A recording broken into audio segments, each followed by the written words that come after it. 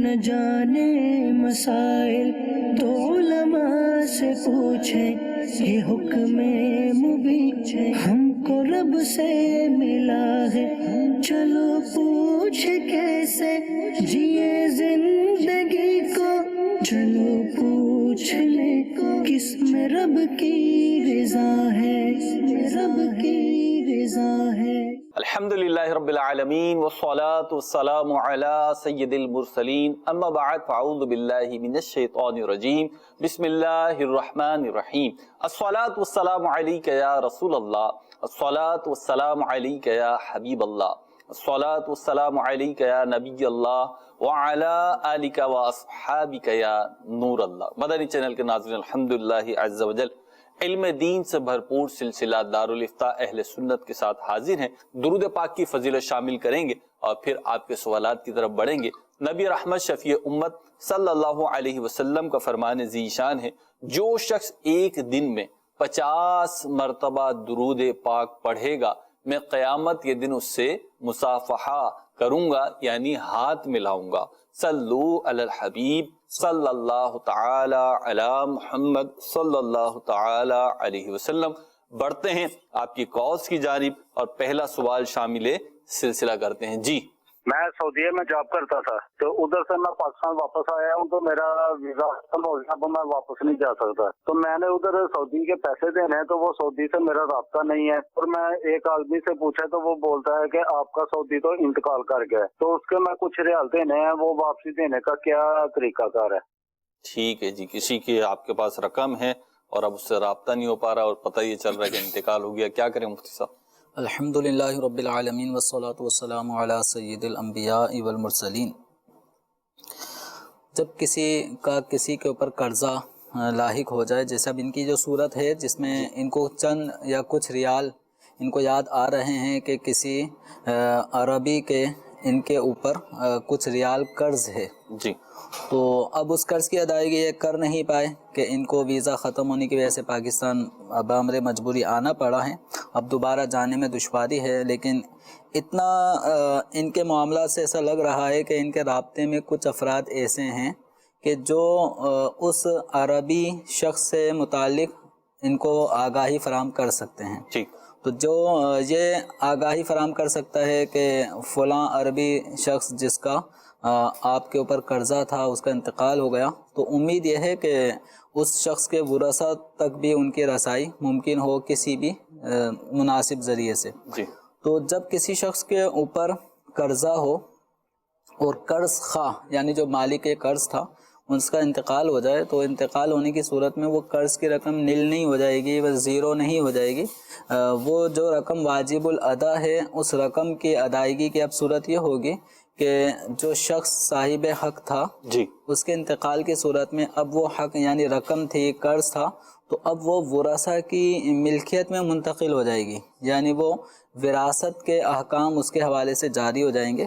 تو ان پر جتنے بھی ریال جو بھی مال ان کے اوپر لازم تھا کسی کے قرض کی صورت میں، کسی کے حق کی صورت میں، تو اس صاحب حق کے انتقال ہونے پر اب ان کو چاہیے کہ وہ رقم اس کے ورثاء تک پہنچانے کی کوئی صورت بنائیں، تو وہاں جو موجود افراد ہوں گے ہو سکتا ہے اس معاملے میں وہ ان کے ساتھ تعاون کر سکیں۔ اگلا سوال دیجیے۔ ایک سوال ہے، میں پوچھنا چاہ رہا تھا مفتی صاحب سے۔ میرا سوال یہ ہے کہ میں سرکاری ملازم ہوں، ہم 2 بندے رات کو ڈیوٹی کرتے ہیں، 2 بندے ہونے کی وجہ سے کام نہیں ہوتا اتنا کہ کوئی کام ہوتا ہے ایسا، تو 2 بندے ہم لوگ 2 دن یا 3 دن ہم لوگ کر لیتے ہیں کہ 2 دن وہ رہتا ہے 2 دن میں رہتا ہوں، تو کیا ہمارا یہ کام جائز ہے یا ناجائز ہے؟ بس یہ جاننا چاہ رہا تھا۔ جی مفتی صاحب۔ اب دیکھیں، یہ ان کے سوال سے ظاہر یہ ہے کہ یہ 2 شخص کسی ذمہ داری پر مامور ہیں اور ملازمت کر رہے ہیں، سرکاری نوکر جس کو کہا جائے، تو اب ان میں سے ان کے سوال سے ظاہر یہ ہے کہ کوئی کام ہمیں وہاں پہ نہیں ہوتا جس مقام پہ ہماری ڈیوٹی ہے، تو ہم یہ کرتے ہیں کہ 2 دن یہ آ جاتا ہے تو 2 دن میں آ جاتا ہوں، تو اس طرح سے وہ آپس میں مل جل کر اس کام کو نبھا رہے ہیں۔ لیکن اتنا ضرور ہے کہ یہ جو سائل محترم ہیں یہ بھی باقاعدہ منتھلی ان کی سیلری فکس ہے، دوسرے جو ان کے دوست ہیں صاحب ہیں ان کی بھی منتھلی سیلری باقاعدہ ہے، اور وہ پورے مہینے کی ड्यूटी के हिसाब से वो सैलरी ले रहे हैं, लेकिन इनके सवाल का इतना हिस्सा बिल्कुल वाज़ेह है कि कुछ दिन ये ड्यूटी पर नहीं होंगे तो कुछ दिन वो ड्यूटी पर नहीं होगा, और आपस में इनका ये कंप्रोमाइज़ है कि इस तरह आप और मैं कुछ दिन ड्यूटी दें और कुछ दिन आराम करें। तो जिन दिनों ये ड्यूटी नहीं करेंगे उन दिनों इनकी गैर हाज़िरी होगी, और गैर हाज़िरी होने की सूरत में इन गैर हाज़िरी वाले अय्याम जो उर्फ़ के मुताबिक जितनी रुख्सत होती है उसके अलावा जो मज़ीद गैर हाज़िरी वाले अय्याम हैं उनकी तनख्वाह लेना जायज़ नहीं होगा। ठीक। तो अब यह है कि जो भी इदारा है उस इदारे के तहत उस जगह पर कितने मुलाजिम ज़रूरी हैं, तो अभी उस इदारे को भी गौर करना चाहिए कि अगर वहाँ एक की ज़रूरत एक से ही पूरी हो सकती है तो 2 ना रखें, 2 से पूरी हो सकती है तो 4 ना रखें। तो ये अब इदारे की ज़िम्मेदारी है, लेकिन जो इनकी ज़िम्मेदारी है वो यही है कि अपने इजारे वक्त के अंदर अपनी तस्लीम नफ्स करें, यानी ड्यूटी पर मौजूद रहेंगे तो उस ड्यूटी पर मिलने वाली सैलरी मुकम्मल इनके लिए हलाल होगी, और अगर इस दरमियान में गायब रहेंगे और तो जितनी ये गैर हाज़िरी करेंगे तो उतनी गैर हाज़िरी के हिसाब से इनको तनख्वाह कटवानी होगी। ठीक है, अगला सवाल दीजिए। क्या अगर आपस में मियाँ बीवी के इख्तलाफात पे गुस्से में आकर अगर खावंद अपनी बीवी को कह दे कि मैं इसको फारग कर दूंगा, तो इसी मामले को 2-3 दफा दोहराने पे या कुछ अरसा गुजरने के बाद फिर ऐसे ही वो कहता है तो उसके बाद उनकी सुलह हो जाती है आपस में, तो इसमें आप मुझे बता दीजिए कि क्या ऐसा हो जाता है? ठीक है जी। इसमें देखें अल्फाज तलाक जो है ना, इसका लफ्ज़ तलाक तो जुमलों में आ रहा होता है, लेकिन लफ्ज़ तलाक के साथ जो मज़ीद हमारे जो वर्ब इस्तेमाल होते हैं, अफ़ाल फ़ेल जुमले बनते हैं, तो उसके अदायगी का थोड़ा सा भी फ़र्क वो हुक्म को चेंज कर सकता है। ठीक है। मसलन तलाक दे दूंगा अगर कोई कहता है तो तलाक दे दूंगा कहने से तलाक नहीं पड़ती। ठीक। फारिग कर दूंगा यानी जो फ्यूचर में किसी काम के करने का इरादा है तो इस इरादे को हम ये कहेंगे कि तलाक देने का भी जहन बनाया है। ठीक। तलाक की धमकी दे रहा है तो तलाक दे दूंगा, फारिग कर दूंगा, आज़ाद कर दूंगा, तो ये अल्फाज शोहर की ज़बान पे जो आ रहे हैं अच्छे नहीं हैं। ठीक है। लेकिन इससे निकाह पे फिल वक्त असर नहीं पड़ा। सही। हाँ, तलाक देता हूँ, तलाक दी, तलाक दे रहा हूँ जी। इसी तरह तुझे मैं निकाह से आज़ाद करता हूँ या कर रहा हूँ, ठीक है, या कर दिया, तू मेरी तरफ से आज़ाद है, तुझे मेरी तरफ से तलाक है, यानी वो जुमले जिसमें तलाक का वाक़े करना पाया जा रहा हो तो उन अल्फाज से तलाक वाक़े हुआ करती है।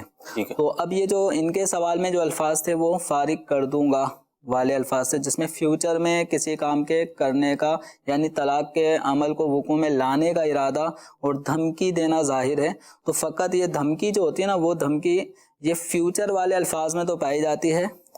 लेकिन अगर किसी ने अपनी बीवी को कहा कि मैं तुझे तलाक देता हूँ या मैंने तुझे तलाक दी, और अब वो ये कहे कि मैं इसको डरा रहा था, धमका रहा था, मेरा तलाक देने का कोई इरादा नहीं था, तो इस तरह इरादे की नफ़ी करने से तलाक वाक़े नहीं हो, ऐसा नहीं है। ठीक। जो फ्यूचर वाले अल्फाज हैं जिसमें किसी काम के करने के हवाले से एक आदमी इरादा जाहिर करता है कि मैं ये काम करूँगा, तो जब वो करेगा तब तलाक वाक़े होगी।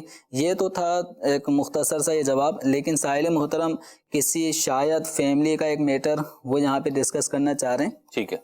तो तलाक के जो अल्फाज होते हैं ना, इसमें मर्द और औरत में सियाक व सबाक इनके अल्फाज तलाक के आगे पीछे के जुमले क्या थे, किस नोयत के थे, तो ये जब तक पूरी चीज़ किसी मुफ्ती साहिब के सामने बयान नहीं की जाएगी तो पर्टिकुलर इस ख़ास मसले के बारे में कि मियाँ बीवी के दरमियान तलाक वाक़े हुई नहीं हुई, अगर हुई हैं तो कितनी हुई हैं, अब इनका हल क्या है, तो ये अहकामात उसी सूरत में मालूम होंगे जब आपस में होने वाली इस तलाक की गुफ्तगू का मुकम्मल खद्दो खाल क्या है वो बयान किया जाए। तो इनसे मेरी गुजारिश है कि जिनके साथ ऐसा केस हुआ है तो दारुल इफ्ता अहले सुन्नत अगर इनके शहर में मौजूद हों तो ये मियाँ बीवी और दीगर अफराद जो मुताल्लिका हैं उनको लेकर दारुल इफ्ता अहले सुन्नत रुजू करें। इंशाअल्लाह इनके बारे में जो शरई हुक्म होगा वो बयान किया जाएगा। ठीक। अगली कॉल दीजिए जी। مفتی صاحب سے میرا سوال یہ ہے کہ اگر بندہ کوئی اپنی تجارت کے لیے تو چھوٹی سی دکان کھولی ہے جس میں کل مالیت 1.5 لاکھ روپے ہے، سامان اس کی وہ خرید و فروخت سے اپنا رزق کما رہا ہے، کیا اس کو 1.5 لاکھ پر 1 سال گزرنے کے بعد کچھ کاروبار میں سے زکوٰۃ دینا ہوگی؟ اگر اس کے پاس اس کے علاوہ اور کوئی مالیت کے پیسے وغیرہ نہ ہو، صرف 1.5 لاکھ کے پیسے ہوں، تو اس پر وہ زکوٰۃ دے گا؟ کیا پر شاید فرما دے؟ ٹھیک ہے. لیکن 1.5 لاکھ روپے ایک اس وقت تو تقریباً یہی ہے کہ یہ نصاب سے دگنی ہی ہے تقریباً. دگنی رقم ہے نا. تو جب دگنی رقم ہے اور یہ ان کی حاجت اصلیہ قرض وغیرہ سے فارغ ہو اور یہ انہوں نے ماشاءاللہ کاروبار شروع کیا ہے، تو 1 سال جب اسلامی اعتبار سے جب پورا ہوگا جی تو سال پورا ہونے پر اب پھر ایک سوال ان کو اپنے لیے قائم کرنا ہے کہ اس وقت میری ملکیت میں کتنا مال ہے، اس کو کیلکولیٹ کریں. دوران سال ایک تاجر کے اوپر قرض بھی چڑھ جاتا ہے جی تو وہ قرض کو بھی ذہن میں لائیں کہ نوٹ کریں کتنا قرض ہے. کچھ قرض تاجر کا لوگوں کے اوپر چڑھا ہوا لینا ہوتا ہے جو ان کو باقاعدہ واپس ملے گا، تو اس کو نوٹ کریں. تو اب طریقہ کار یہ ہوگا کہ جو مال موجود ہے مال تجارت اس کو کیلکولیٹ کریں، جو مال دوران سال لوگوں کے اوپر ادھار چڑھ گیا ہے، لوگ ان سے ادھار لے کر جاتے ہیں، تو وہ رقم کتنی قابل واپسی ہے اس کو نوٹ کریں. صحیح ہے. گھر میں موجود، اکاؤنٹ میں موجود، BC انہوں نے ڈالی ہو، ٹھیک ہے، وہ جتنی بھی اماؤنٹ ہے اس کو بھی کیلکولیٹ کر لیں. کیلکولیٹ کرنے کے بعد ٹوٹل اماؤنٹ ان کے سامنے آ گئی، ٹھیک ہے. اس کے بعد پھر یہ ٹوٹل میں سے جو دوران سال اگر انہوں نے کسی سے قرض لیا ہے، ادھار مال خریدا ہے، تو اس تمام قرض والی رقم کو مائنس کر دیں.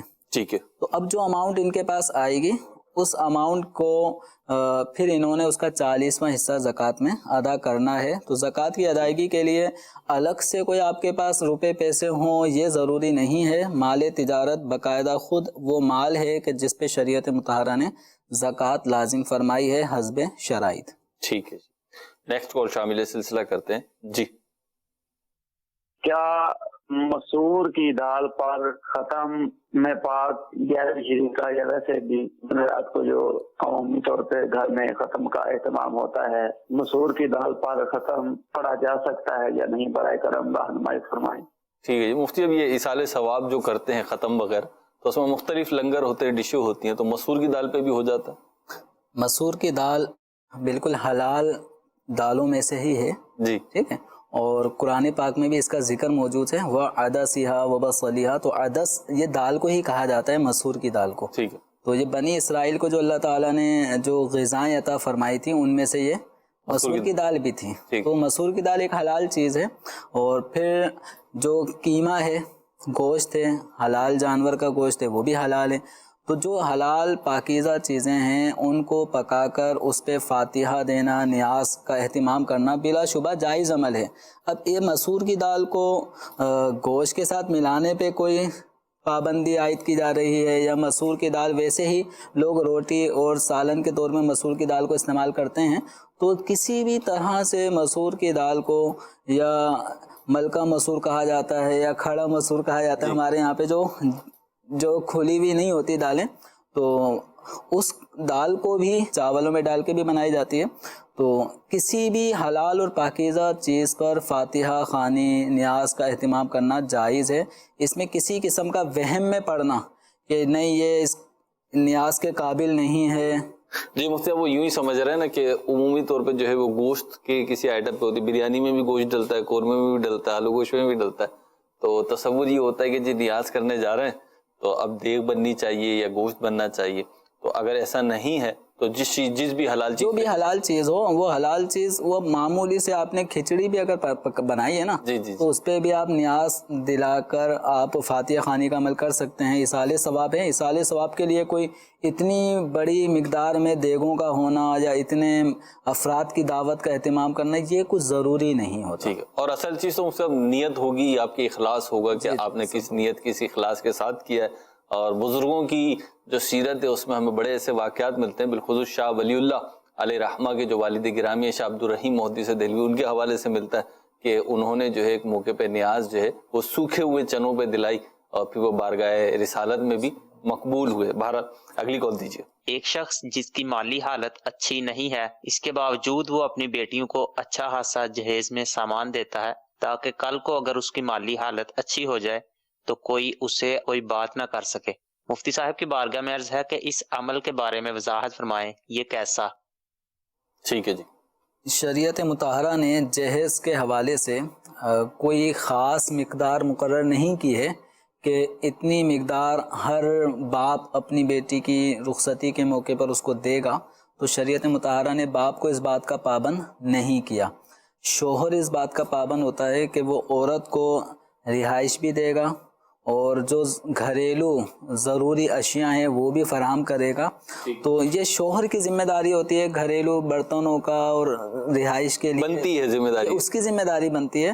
لیکن اب معاشرے میں نہ جانے کس طرح سے یہ سلسلہ چل پڑا ہے کہ عورت ہی جہیز کا سارا سامان کب بھی وہی، بعض اوقات بعض جگہوں پر 1 سال کا راشن بھی دیتے ہیں اور پہلے بچے کی جو پیدائش ہوتی ہے اس کے اخراجات بھی دیتے ہیں، اور اس بچے کے بھی کئی سالوں کے کپڑے، کھلونے، لوازمات وہ بھی دیتے ہیں۔ وہ لڑکی والوں کو دینا پڑتا ہے، گھر سامان کا سلسلہ بھی باقاعدہ گھر بھی دینا پڑتا ہے۔ جی جی، مختلف کمیونٹیز میں اب مختلف یہ دیکھیں شریعت مطہرہ نے نکاح کو جی مشکل نہیں بنایا، یہ ہمارے اپنی رسومات اور رسم و رواج نے اس کو اتنا مشکل کر دیا ہے کہ جو لڑکیاں، جس کے ہاں لڑکیاں زیادہ ہیں نا، تو وہ باپ پریشان ہے۔ پریشانی اس کی ہماری اس معاشرے کی خود ساختہ ہیں۔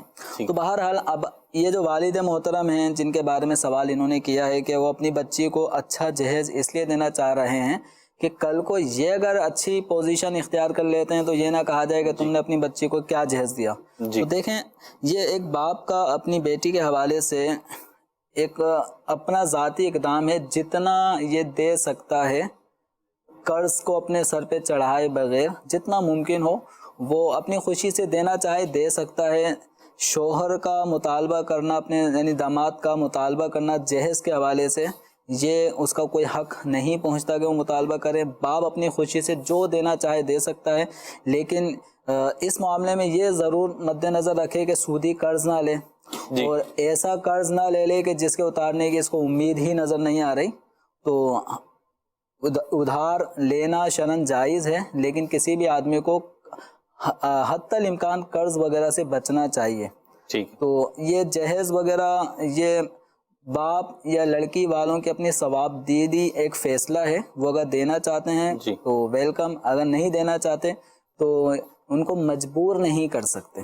بعض کمیونٹی یا بعض برادریاں ایسی ہیں کہ جہاں پر لڑکے کے اوپر سارا برڈن ہوتا ہے، ٹھیک، تو اس میں لڑکی یعنی ان کے ہاں لڑکیاں اگر پیدا ہوتی ہیں تو لڑکی والا اتنا پریشان شادی کے حوالے سے نہیں ہوتا۔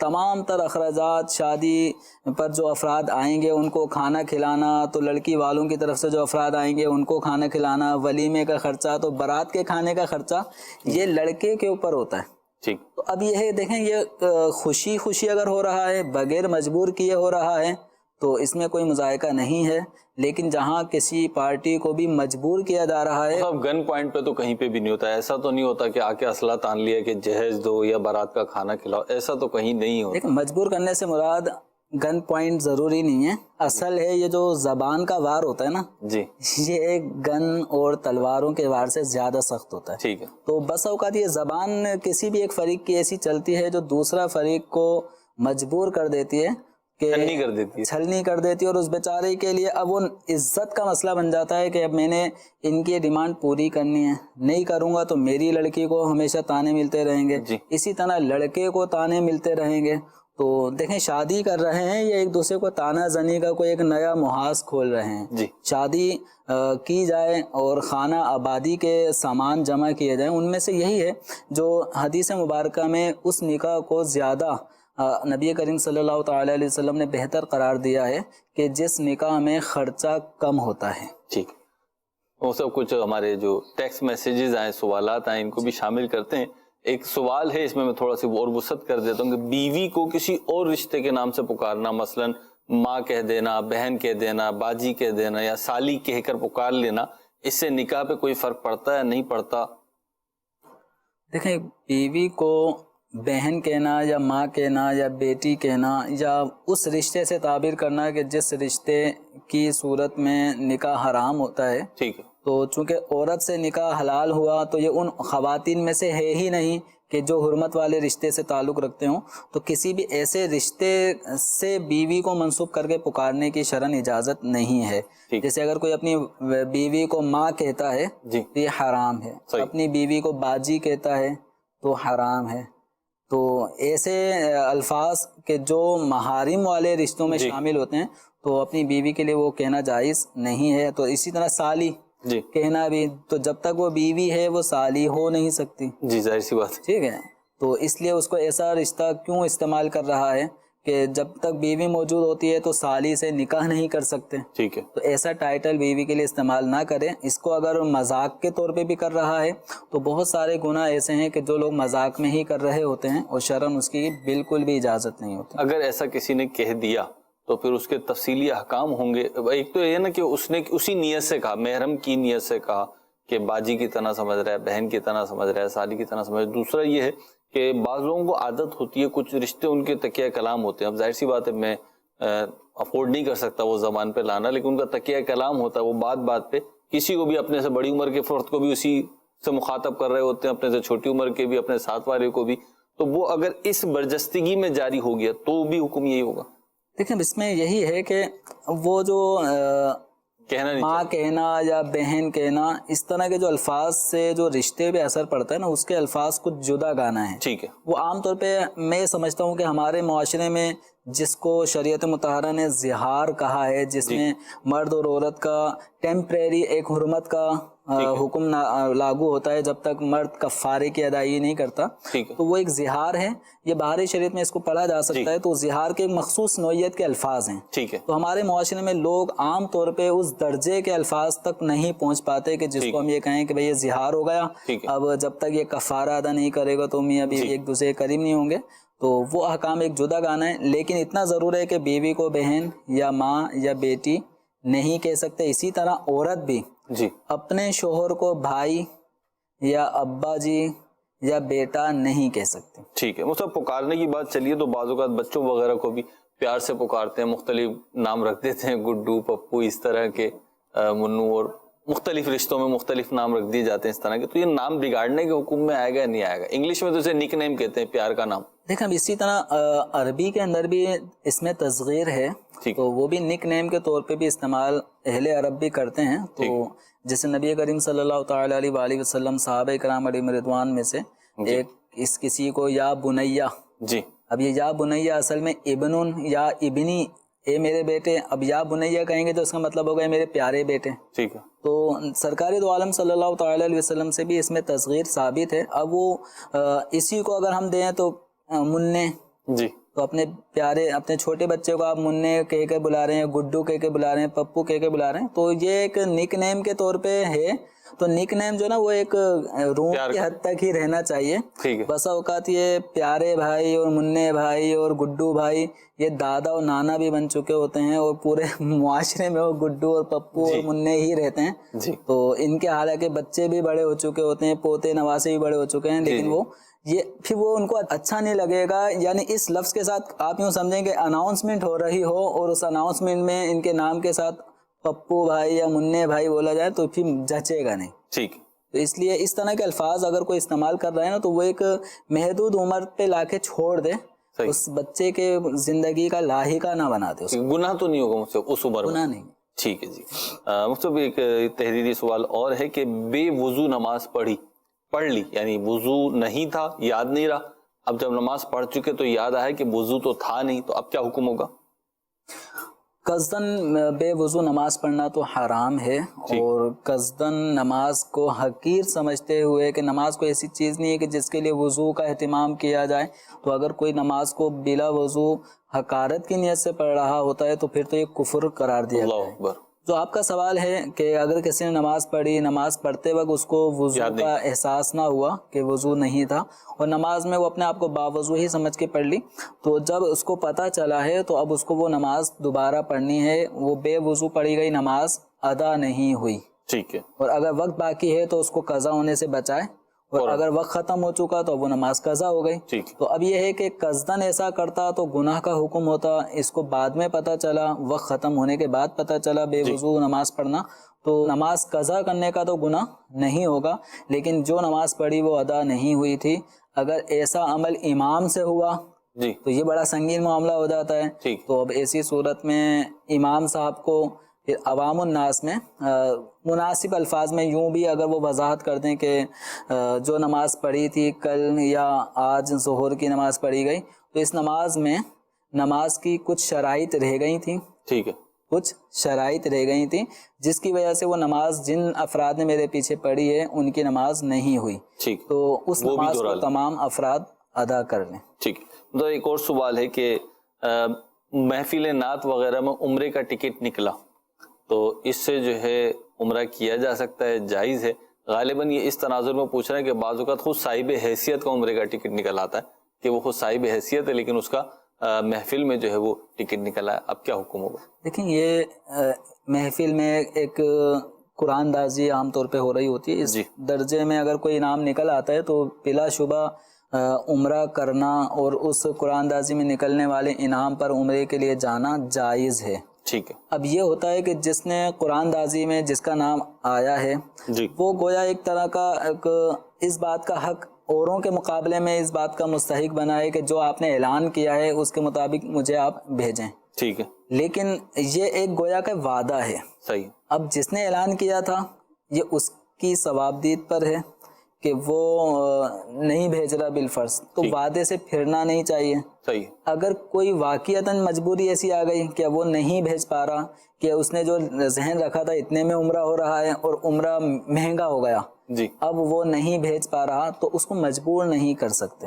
ہاں اگر وہ مجبور نہیں ہے، خوشی خوشی بھیجنا چاہ رہا ہے اور یہ صاحب حیثیت ہیں جن کا انعام نکلا ہے تو یہ عمرے پہ جا سکتے ہیں. اور اگر یہ چاہیں کہ کسی اپنے بھائی کو اپنا وہ قرآن دازی میں نکلا ہوا انعام جس نے اعلان کیا ہے اس کی رضامندی سے وہ کہیں کہ یار میں تو جا چکا ہوں لیکن یہ تڑپتے ہوئے اسلامی بھائی ہیں، ان کی آنکھوں سے آنسو جاری ہیں، اگر آپ میرے بجائے ان کو بھیج دیں، ٹھیک ہے، تو یہ اس طرح اگر یہ کنورٹ کر لیتے ہیں تو اس میں بھی کوئی مذائقہ نہیں ہے. مختلف ضمنی طور پہ یہ بھی بات ارشاد فرما دیں کہ بعض اوقات انعام کی رقم نکلتی ہے چاہے وہ عمرے کے لیے ہو کسی اور مقصد کے لیے. ایک تو یہ ہوتا ہے کہ اوپن انعام ہوتا ہے کہ جی آپ کے 5,000 10,000 یا 1 لاکھ اور 10 لاکھ روپے انعام نکلا، آپ جو دل چاہے کریں اس سے. دوسرا یہ ہوتا ہے کہ وہ مخصوص مقاصد کے تحت انعام دیا جاتا ہے کہ مثال کے طور پہ یہ جناب آپ کے 1 لاکھ روپے ہیں اور اس سے آپ نے عمرہ کرنا ہے، عمرے کے لیے دیے ہیں، یا یہ 50,000 روپے ہیں اس سے آپ نے کتابیں خریدنی ہیں، یا جو بھی XYZ مقاصد ہوں. اب دینے والے نے کسی مقصد کا متعین کر کے رقم دی، انعامی رقم، تو اب وہ جس نے وصول کی ہے وہ اسی میں خرچ کرے گا یا کہیں پہ بھی اپنی ثوابدید پہ خرچ کر سکتا ہے؟ جب اس طرح کا معاملہ ہو تو اس میں اگر دینے والے نے ایک رقم دی ہے کہ اس سے آپ کتابیں خریدیں، تو انہوں نے اس رقم پہ قبضہ کر لیا، تو قبضہ کرنے کی صورت میں یہ مالک بن گئے، یعنی یہ گفٹ ہو گیا. صحیح. اب اخلاقی طور پر ان کو اسی مد میں رقم خرچ کرنی چاہیے جس مد میں ان کو رقم دی جا رہی ہے. ٹھیک ہے. دینے والا جب ان کو مالک بنا رہا ہے تو مالک ہونے کا تقاضا یہ ہے کہ میں مالک ہوں، میں کچھ بھی کروں، میں کتابیں خریدوں یا میرے اوپر قرضہ ہے میں قرض اتاروں، تو مالک ہو گئے گفٹ ہونے کی صورت میں. لیکن بہتر یہی ہے کہ جس مد میں آپ کو رقم دی جا رہی تھی، جو مقصد بیان کر کے دی جا رہی تھی، آپ اس مقصد میں اس کو خرچ کریں تاکہ دینے والے کی جو بھی نیت تھی اس نیت کے موافق خرچہ ہوگا. ورنہ پھر وہ باتیں بنتی ہیں، بدگمانیاں ہوتی ہیں، بہت سارے معاملات ہیں. یا ایک صورت یہی ہے کہ اگر مجھے کتابوں کی مد میں اگر رقم دی جا رہی ہے اور اس وقت کتابیں میرے پاس جتنی ضرورت کی وہ ہیں، اس وقت کوئی ضروری کام میرے پیش نظر ہے، تو دینے والے کے علم میں لا کر کہ آپ نے جو رقم دی ہے اس وقت میرے پیش نظر یہ کام سب سے زیادہ اہم ہے تو میں آپ کی رقم اس میں خرچ کرنا چاہتا ہوں، تو اجازت سے خرچ کر لیں گے تو پھر وہ بدگمانی اور دیگر معاملات کے دروازے نہیں کھلیں گے. ٹھیک ہے جی. کچھ مزید کال شامل کرتے ہیں سلسلے میں. جی مسئلہ یہ پوچھنا تھا مجھے کہ میں اپنی شاپ کے آگے نا میکینک بٹھانا چاہتا ہوں نا، تو ہم ان سے جو ہے کہتے ہیں کہ کرایہ کی جگہ جو ہے نا ہم جیسے شاپ کے آگے اپنی جگہ دے رہے ہیں آپ کو کام کرنے کے لیے، جتنا میکینک کا جو بلیک آئل ہوتا ہے نا گاڑیوں میں سے نکلتا ہے وہ، اور جو اسکریپ وغیرہ نکلتا ہے وہ ہم لوگ لے لیتے ہیں دکاندار، ان سے کوئی کرایہ وغیرہ نہیں لیتے، یہ کرنا صحیح ہے؟ ٹھیک ہے جی، مفتی صاحب بتاتے ہیں آپ کو۔ اور سب اکثر جو ہے یہ آٹو پارٹس کا کام کرنے والے جو ہوتے ہیں، بالخصوص بائکس کی جو آٹو پارٹس کی شاپس ہوتی ہیں اس میں دیکھا گیا ہے کہ وہ مکینک بٹھا لیتے ہیں۔ دیکھیں مکینک تو بٹھا رہے ہیں جی، اس مکینک کے ذریعے ان کی اپنی دکان کتنی چل رہی ہوتی ہے، جی ظاہر سی بات۔ تو انہوں نے مکینک کو کیا چیز دی اس کے بدلے میں؟ انہوں نے جگہ دی ہے دکان کے آگے۔ اچھا انہوں نے جگہ دی ہے، جگہ ان کی اپنی ملک تو نہیں ہے؟ نہیں، وہ تو روڈ یا فٹ پاتھ وغیرہ اس ٹائپ کی جگہ ہوتی ہے، تو ان کی اپنی پرسنل کوئی جگہ نہیں ہے کہ جس جگہ کے حوالے سے یہ عوض کا مطالبہ کر سکیں۔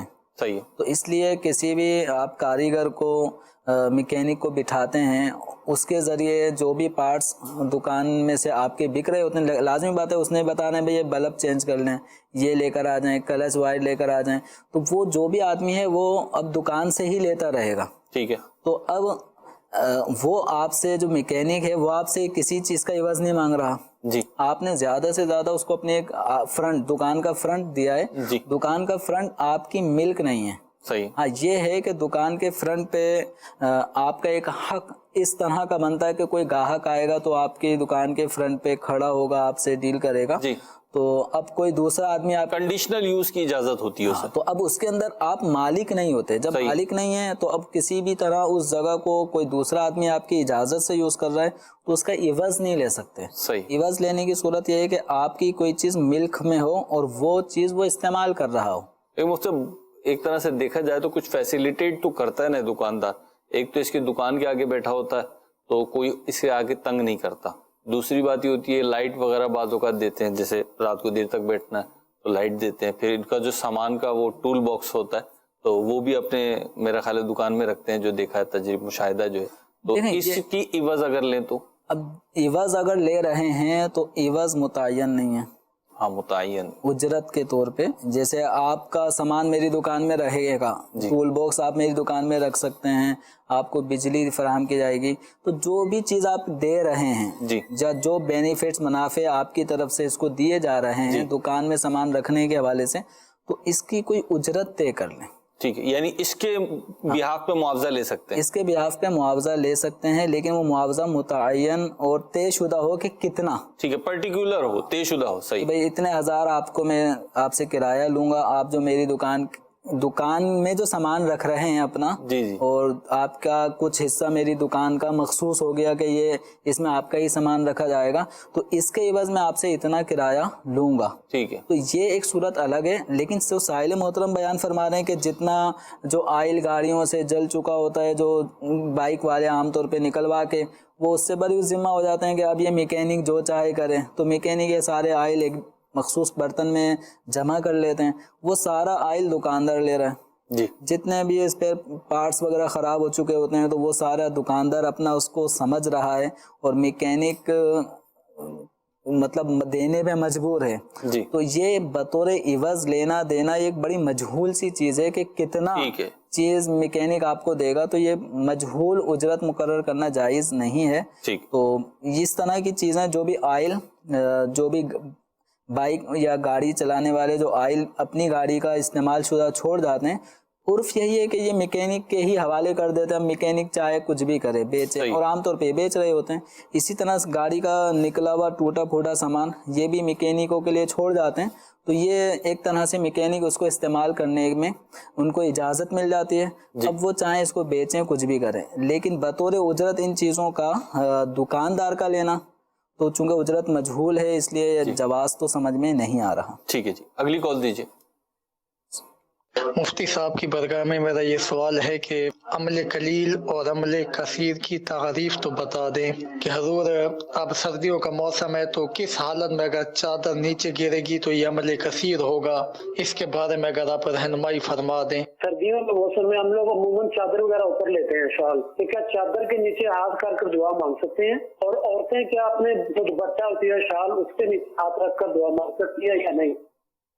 ٹھیک ہے جی مفتی، یہ عمل قلیل و کثیر یہ کہاں پایا جاتا ہے اور یہ ہے کیا؟ عمل قلیل کا مطلب ہے تھوڑا عمل، عمل کثیر کا مطلب ہے زیادہ عمل.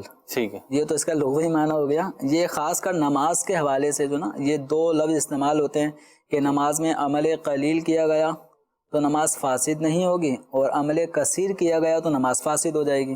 تو عمل کثیر کا معنی یہ ہے کہ نماز پڑھنے والے شخص کا کوئی ایسا کام کرنا، اس انداز سے کچھ کام کرنا کہ جس کو دیکھے کوئی شخص اس کام کے کرتے وقت تو وہ شخص یہ گمان کرے کہ یہ نماز نہیں پڑھ رہا.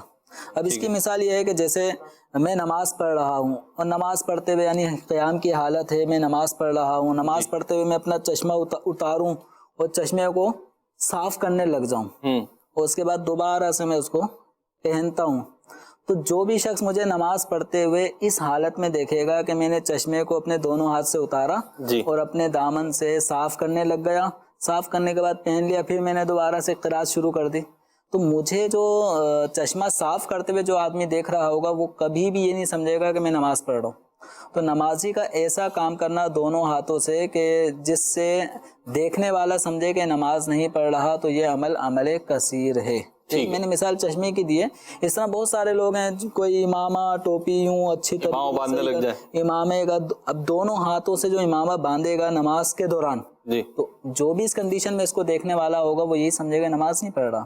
تو یہ عمل کثیر ہے. عمل قلیل یہ ہے جیسے نماز پڑھتے ہوئے ہمیں ضرورت پڑ رہی ہے، کہیں کھجلی ہو رہی ہے تو اس کو کھجا لیا، تو یہ عمل قلیل ہے. عمل قلیل ضرورتاً اس کی اجازت ہے، بلا ضرورت عمل قلیل بھی نماز میں کراہیت کا باعث بنتا ہے. اب ایک اور جو سوال یہ کیا گیا کہ سردی کا موسم ہے اور چادر وغیرہ بھی اوڑی ہوتی ہے، اب نماز کے بعد دعا کرنی ہے، تو اب یہ دعا میں ہاتھ چادر سے باہر نکالیں یا اندر رکھیں. تو دعا کے آداب میں سے یہ ہے کہ ہتھیلی اور آسمان کے درمیان کوئی چیز حائل نہ ہو. اب جیسے اس وقت چھت ہمارے اوپر ہے تو یہ مراد نہیں ہے یعنی بالکل یہ ہاتھ ڈھکے ہوئے نہ ہوں.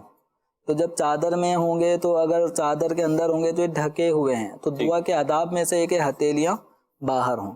اب رہا معاملہ عورت کا، تو عورت اگر دعا کر رہی ہے اور اپنے گھر میں ہی دعا کر رہی ہے تو اس کے لیے بھی آداب میں سے یہی ہے کہ وہ بھی اپنے ہاتھ ہتھیلیاں یہ دعا کے لیے باہر نکالے. اور اگر عورت ایسی مقام پر دعا کر رہی ہے کہ جہاں غیر محرم وغیرہ بھی اس کو دیکھیں گے تو پھر عورت اپنے ہاتھوں کو حتی الامکان غیر محرموں کو دیکھنے سے بھی بچانے کی نیت سے اگر وہ چادر کے اندر رہ کے بھی دعا مانگ لیتی ہے تو اس میں مذائقہ نہیں. اور دعا کے آداب میں سے جہاں یہ ہے کہ ہتھیلیاں ظاہر ہوں، اسلامی بہنیں اگر دعا کر رہی ہوں تو عام طور پہ جیسے یہ ہمارا یہ کف ٹائٹ ہے، ورنہ بعض اوقات جو نارمل کف ہوتے ہیں نا تو وہ جب ہاتھ اٹھاتے ہیں تو تھوڑا سا لٹک جاتا ہے، شیروانی کف جو ہوتا ہے نیچے آ جاتا ہے، وہ نیچے آ جائے گا.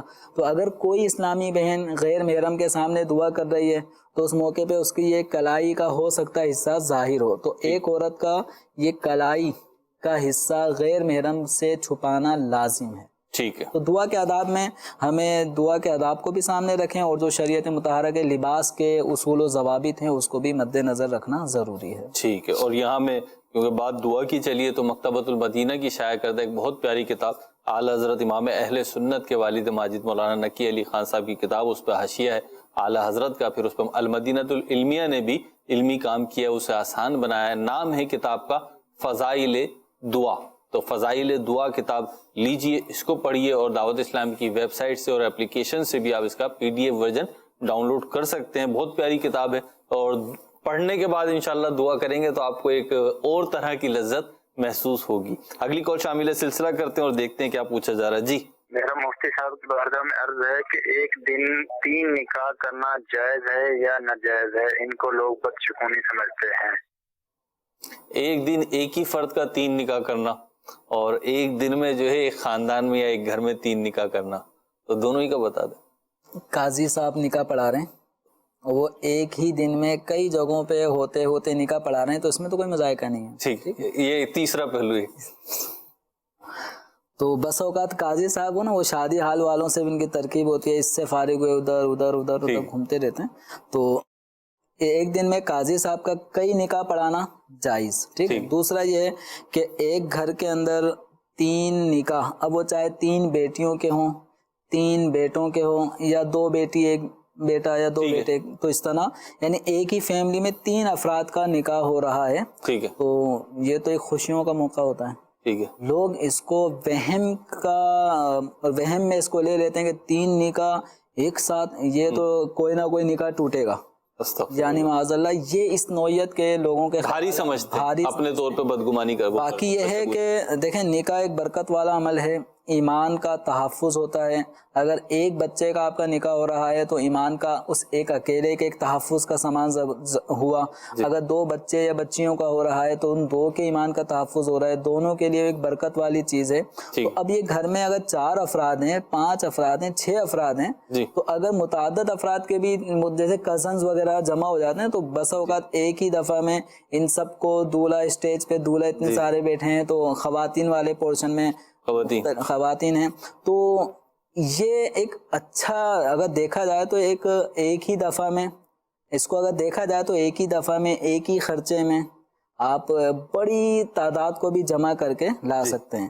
تو یہ دیکھا جائے تو اگر مال اور روپے پیسے کے حساب سے دیکھا جائے تو یہ بہت بچت کا سامان ہے. ٹھیک ہے. ہاں یہ ہے کہ نظر بد وغیرہ ہو سکتا ہے لگے، جی یعنی 3 بچوں کا نکاح کر رہا ہے، اتنا اس کے پاس آ گیا، جی جی 3 بیٹوں کا نکاح کر رہا ہے یعنی اتنا وہ ہو گیا. تو یہ کہ لوگوں کی ایک نظر یا ہائے جس کو کہتے ہیں، اس سے بچنے کے لیے حفاظتی اقدامات، نظر بد سے تحفظ کے اقدامات آپ کریں. ورنہ 3 کیا 30 نکاح بھی اگر ایک برادری میں، ایک خاندان، ایک فیملی میں اگر کوئی ایسی صورت بنے، شرعاً اس میں کوئی مذائقہ نہیں ہے، وہ خیر والا ہی معاملہ ہے. یہ ہے کہ اپنی شادیوں کو ہم شادی خانہ آبادی بنائیں، ہاں شادیوں کو خانہ بربادی کا سامان نہ کریں کہ اس میں دیگر گناہوں اور خلاف شرع امور کا ارتکاب نہ کریں. باقی اگر شریعت کے دائرے میں رہتے ہوئے کر رہے ہوتے ہیں تو انشاءاللہ یہ نکاح برکت والی چیز ہے، اور اس سے جتنے نکاح اگر ہو رہے ہیں اتنے خاندان بڑھ رہے ہیں، اتنے افراد. ایک پہلو اس میں یہ بھی تو ہے کہ اگر 3 نکاح ایک ساتھ ہو رہے ہیں جیسے آپ نے فرمایا تو ہے، لیکن اس میں پہلو یہ بھی تو کہ نکاح میں آسانی ہے نا، 3 نکاح ایک ساتھ ہو جائیں گے، مطلب ایک ہی وقت میں ہو جائیں گے، اور بہت سارے پہلو ہیں اس میں آسانی کے. تو یہ تو ایک اچھی چیز ہے کہ نکاح کو آسان بنانے کی کوشش کی جا رہی ہے، تو بالکل ایسا کیا جائے. اور جس وقت یہ سوال جواب چل رہا تھا میرے ذہن میں بھی ایک فیملی مجھ سے گردش کر رہی تھی. ایک بزرگ سے میں ملا تو انہوں نے 6 بیٹے اور 1 بیٹی کی شادی ایک ہی ہفتے میں کی تھی. انہوں نے ایک دن کی تھی یا ایک ہفتے میں کی تھی.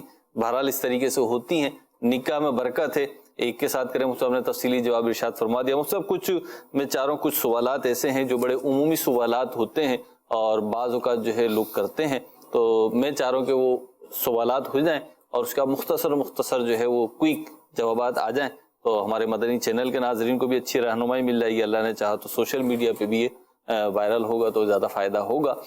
کچھ میں سوالات عرض کر رہا ہوں، آپ جواب ساتھ ساتھ ارشاد فرماتے جائیں. پہلا سوال یہ ہے کہ پرائز بانڈ لینا دینا، اس کا انعام جائز ہے؟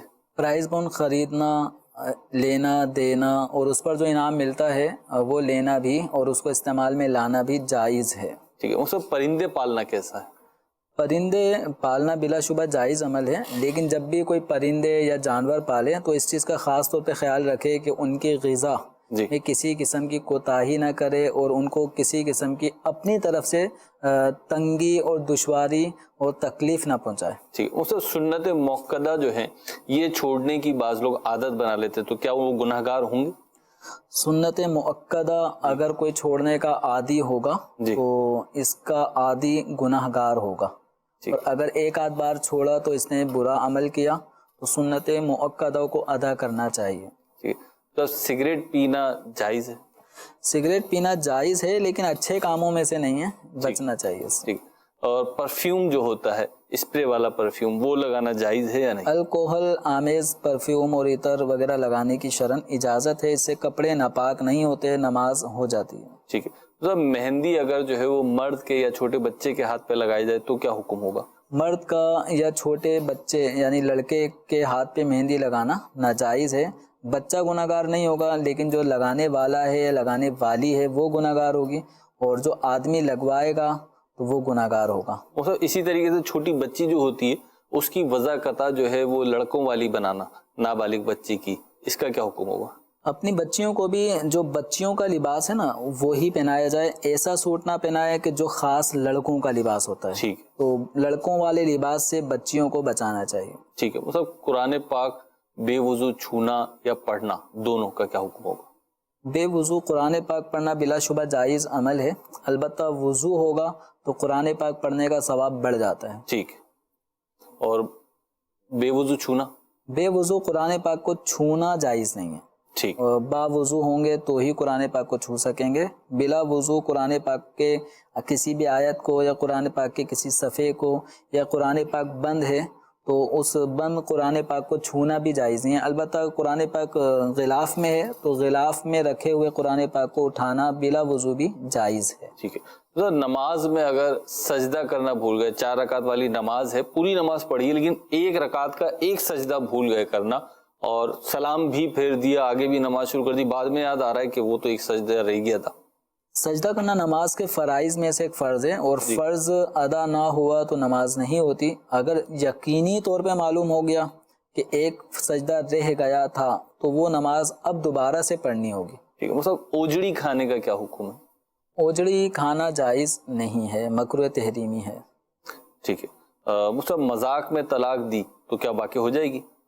3 چیزیں ایسی ہیں کہ نبی کریم صلی اللہ تعالیٰ علیہ وآلہ وسلم نے جن میں مذاق کو بھی سنجیدہ قرار دیا ہے، ان میں سے ایک چیز طلاق ہے، اور طلاق مذاق میں بھی اگر کوئی دے گا تو نافذ ہو جائے گی. ٹھیک. مطلب جھینگے جو ہوتے ہیں پاؤن، یہ کھانا بیچنا، اس کی تجارت کرنا کیسا؟ جھینگے سے متعلق علماء میں ایک کافی علمی اختلاف ہے اور امام اہل سنت اعلیٰ حضرت رحمۃ اللہ علیہ نے اس کو احکام شریعت میں تفصیلی طور پہ ذکر فرمایا ہے، اور خلاصہ یہ نکالا ہے کہ بعض علماء اس کو مچھلی مانتے ہیں، بعض مچھلی نہیں مانتے، اور سمندر کی مخلوق میں مچھلی یہ حلال ہے. تو اب اس اختلاف کے پیش نظر اعلیٰ حضرت رحمۃ اللہ علیہ نے یہی فرمایا کہ جھینگا کھانے سے بچنا چاہیے، یعنی مکروہ تنزیہی خلاف اولا درجے میں اس کو رکھا ہے. اگر کوئی کھاتا ہے تو گناہ گار اس کو نہیں کہیں گے. ٹھیک ہے. مطلب باڈی بلڈنگ کرنا کیسا ہے؟ نیک اور جائز مقاصد کے پیش نظر اگر کوئی اپنی باڈی کو بناتا ہے تو بالکل ایک جائز عمل ہے. اپنے جسم کی فٹنس وغیرہ کا خیال رکھنا. جب کوئی رکھ رہا ہوتا ہے تو پھر وہ بہت زیادہ مطلب اپنے آپ کو ایسی چیزوں سے بچاتا ہے جو اس کو سستی کی طرف لے جاتے ہیں، کاہلی کی طرف لے جاتے ہیں.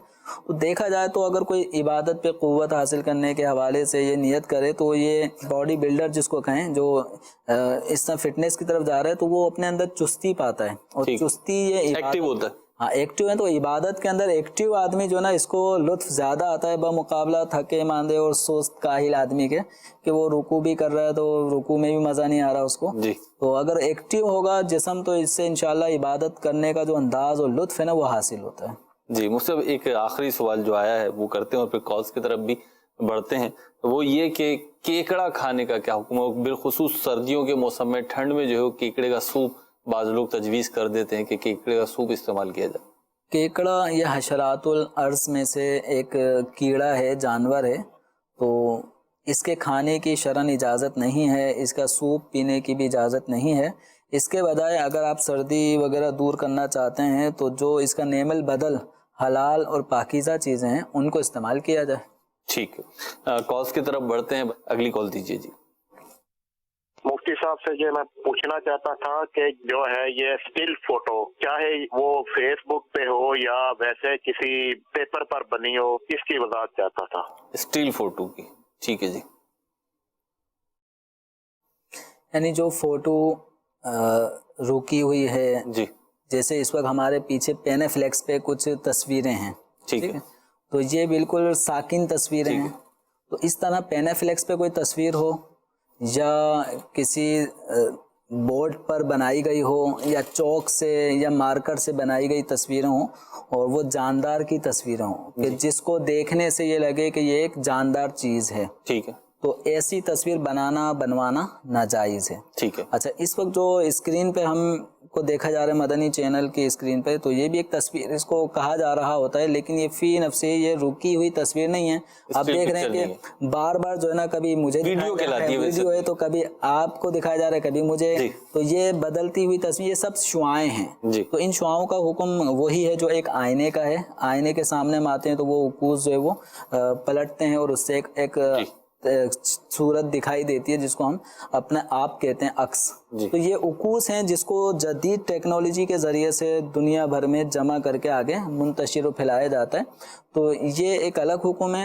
اور جو بالکل ساکن تصویریں ہوتی ہیں, رکی ہوئی تصویریں, چھپی ہوئی تصویریں ہوتی ہیں, اگر وہ جاندار کی ہیں تو جائز نہیں ہے. اگر اسٹیل امیج ہے جیسے واٹس ایپ ہو گیا یا سوشل میڈیا ناظرین ہو گیا ہمارے, ان کے لیے ہم بعض اوقات اسٹیل امیج تو ہوتی ہے لیکن اس کا پرنٹ نہیں نکالتے ہم, تو اس کا حکم الگ ہوگا. جیسے یہ موبائل کے اندر جو بھی پکچر ہوتی ہے وہ ایک اسکرین ہے نا, یہ سب شعاؤں سے ہی بن رہی ہے. ٹھیک ہے. تو اب بھلے ایک پکچر ہم نے, جیسے اس وقت ویڈیو چل رہی ہے, اسی ویڈیو کو کیپچر کر کے ایک آپ نے اسکرین شاٹ بنا لیا. جی, جیسے آپ بیٹھے ہوئے اور میں موبائل سے جو ہے تصویر لے لوں بالفرض, تو اب میرے موبائل میں جو پکچر آئی وہ اسٹیل ہی آئی, وہ اسٹیل آ گئی نا, وہ ساکن ہے, رکی ہوئی ہے. لیکن یہ آپ موبائل آف کرتے ہیں غائب ہو جاتی ہے. جی. آپ کسی اور اس میں چلے جاتے ہیں اپلیکیشن میں, تو وہ بالکل ہی دوسرے اپلیکیشن ہائیڈ ہو جاتے ہیں. اپنے فولڈر میں ہوتی ہے, اپنے فولڈر, تو وہ اپنے فولڈر میں ہائیڈ ہے. ٹھیک ہے. تو وہ جب چاہیں اوپن کر کے آپ دیکھ سکتے ہیں, جب چاہیں اس کو ڈیلیٹ, کینسل, فارورڈ جو کچھ کرنا چاہیں کر سکتے ہیں. تو یہ ایک چھپی ہوئی وہ تصویر نہیں ہے جو ایک پینافلیکس پہ چھپ چکی ہوتی ہے, اس کو ہم آگے پیچھے نہیں کر سکتے سوائے اس کے کہ اس کو مٹا دیں. ٹھیک ہے. تو ایسی تصویر جو چھپی ہوئی ہو اور جاندار کی ہو, اس کا بنوانا جائز نہیں ہے سوائے ضرورت کے مواقع پر اور یا حاجت شرعیہ کی صورت میں. تو باقی جو اس وقت جو ویڈیو یا موبائل یا ٹی وی کی اسکرین یا ڈیجیٹل طور پہ جو تصاویر ہیں, ان کا بنانا یہ جائز ہے, جبکہ اس تصویر میں خلاف شرع امور سے بچا جائے کہ بے پردہ عورتوں کے ساتھ کوئی تصویریں بنوا رہا ہے یا ان کی تصویریں کھینچ رہا ہے نامحرم, تو ان کی تصویریں کھینچنا, بنانا, بنوانا یہ ناجائز ہوگا. ٹھیک ہے جی, اگلی کال دیجیے. میرا یہ سوال ہے کہ بندہ سفر میں جا رہا ہے, کہیں ایسی جگہ پہ پہنچ گیا ہے وہاں پہ پانی نہیں ہے, وہاں پہ نماز کا وقت ہو گیا ہے, وہاں نماز پڑھنی بھی ضروری ہے, وہ نماز پڑھ سکتا ہے کیا؟ نماز تو پڑھنی ہی ہے اسے, جیسے آپ کہہ رہے ہیں. جب نماز فرض, نماز کا وقت قریب ہے, وہ ختم ہونے کے قریب ہے, عام طور پہ پھر اس میں آدمی جلدی کر رہا ہوتا ہے, اور اگر پتہ ہوتا ہے میں اپنی منزل پہ پہنچ جاؤں گا, تو پھر آدمی کو چاہیے کہ اپنی منزل تک پہنچنے کا انتظار کرے, وقت ختم ہونے سے پہلے پہنچ جائے تو انتظار کر لے. اور اگر پتہ ہے کہ منزل تک پہنچنے میں وقت نکل جائے گا اور جس مقام پر میں ہوں اس مقام پہ پانی چاروں طرف 1-1 میل کے فاصلے تک پانی نہیں ہے, تو اب نماز کے وقت میں یہ تیمم کر کے نماز پڑھ سکتے ہیں. اور جو تیمم کر کے نماز پڑھی جائے گی تو اپنی منزل پہ پہنچنے کے بعد, پانی اویلیبل ہونے کے بعد, اس نماز کے اعادے کی حاجت نہیں ہے. البتہ جب وضو کے لیے پانی حاضر ہو گیا, پایا گیا, تو وضو کے لیے جو آپ نے پہلے تیمم کیا تھا وہ تیمم ختم ہو گیا. اب آئندہ نماز پڑھنے کے لیے آپ کو تیمم کافی نہیں ہوگا, وضو کر کے نماز پڑھنی ہوگی. ٹھیک ہے, مزید کال دیجیے جی. جی مجھے پوچھنا تھا کہ کیا نیت کے بغیر سنت یا نفل پڑھ سکتے ہیں؟ ٹھیک ہے جی, جواب دیتے ہیں. نیت کے بغیر سنت یا نفل, اگر بالکل بھی نیت نہیں ہے نا نماز پڑھنے کی, اور بس اللہ اکبر کہہ کے نماز شروع کر دی, تو کچھ بھی نیت نہیں تھی نماز پڑھنے کی, تو نماز نہیں ہوگی. نماز کے لیے کم از کم اتنی نیت ضروری ہے کہ میں نماز پڑھ رہا ہوں. ٹھیک ہے. تو اب یہ ہے کہ یہ نفل پڑھ رہا ہوں, یہ سنت پڑھ رہا ہوں, تو اس کی پھر تعیین ایک الگ چیز ہے. پہلے اصل تو نماز پڑھنے کی نیت, پھر اس میں تعیین کرنا کہ یہ فرض ہے, یہ سنت ہے, یہ واجب ہے, یہ نفل ہے. تو یہ تعیین کرنا فرض نماز کے لیے ضروری ہے, واجب کے لیے ضروری ہے, سنت موقدہ وغیرہ کے لیے ضروری ہے. البتہ نفل نماز کے لیے تعیین ضروری نہیں ہے. اتنی نیت کافی ہے کہ میں نماز پڑھ رہا ہوں, ٹھیک ہے, تو نماز ہو جائے گی نفل. ٹھیک ہے جی. اور ایک بات آپ کو پیغام مجھے دینا ہے, وہ یہ دینا ہے کہ دارالفتہ اہل سنت آنے کا مفتی صاحب بھی ارشاد فرماتے ہیں, اور دارالفتہ ہو, احکام تجارت ہو, بعضوں کا سوالات کے جوابات میں ارشاد فرمایا جاتا ہے کہ جی آپ دارالفتہ آئیں اور آپ کو انشاءاللہ مسئلہ سنیں گے بھی اور اس کا جواب بھی ارشاد فرمائیں گے. میرا آپ کو ایک مشورہ ہے مدنی چینل کے ناظرین اور بالخصوص جن کے سوالات ہیں ان کو, کہ دارالفتہ اہل سنت کی جو پاکستان بھر میں مختلف شاخیں ہیں, ادھر آنا جانا شروع کیجیے انشاءاللہ. ایک ہیزیٹیشن ہوتی ہے, ایک گھبراہٹ ہوتی ہے کہ میں جاؤں گا, جانے کیا ہوگا, بالخصوص وہ افراد جو کبھی دارالفتہ نہیں گئے, ان کو ایک ہیزیٹیشن ہوتی ہے کہ میں جاؤں گا تو میرے ساتھ ہوگا کیا. تو کچھ نہیں ہوگا, دروازہ کھلے گا, آپ کو بلایا جائے گا اور آپ سے سلام دعا کی جائے گی, مصافحہ کیا جائے گا, پوچھا جائے گا کیا مسئلہ معلوم کرنے ہے, تو آپ اپنا مسئلہ بتائیے. انشاءاللہ عز و جل اگر ممکن ہو تو ہاتھوں ہاتھ جواب دے دیا جائے گا, اور اگر جو پروسیجر ہے اس کا تحریری جواب آپ کو چاہیے تو انشاءاللہ آپ کا سوال جمع کر لیا جائے گا اور آپ کو ایک ڈیٹ دے دی جائے گی کہ भाई फला तारीख को आके आप अपना जवाब ले लीजिएगा, तो इंशाअल्लाह वो आपको जवाब मिल जाएगा। तो आना जाना शुरू करेंगे तो आप देखिएगा आपके अंदर एक प्लस ये आएगा कि आप बहुत सारे मामलात में फिर शरई रहनुमाई लेना शुरू कर देंगे, क्योंकि जब आप नहीं जाते, कोई जरिया ही नहीं होता आपके पास, तो आप बहुत सारी चीज़ों को स्किप कर जाते हैं और इसकी वजह से शायद गुनाहों में भी पड़ जाते हो। अल्लाह ताला हमें इल्म दीन सीखने के जो मुख्तलिफ ज़राए हैं, अच्छे ज़राए हैं, आशिकान रसूल के अता करदा ज़राए हैं, उनको इख्तियार करने की तौफीक अता फरमाए। सल्लु अलल हबीब सल्लल्लाहु ताला अला मुहम्मद सल्लल्लाहु ताला अलैहि वसल्लम। न जाने मसाइल तो उलमा से पूछे, ये हुक्म मुबीन हमको रब से मिला है। चलो पूछ कैसे जिए जिंदगी को, चलो पूछ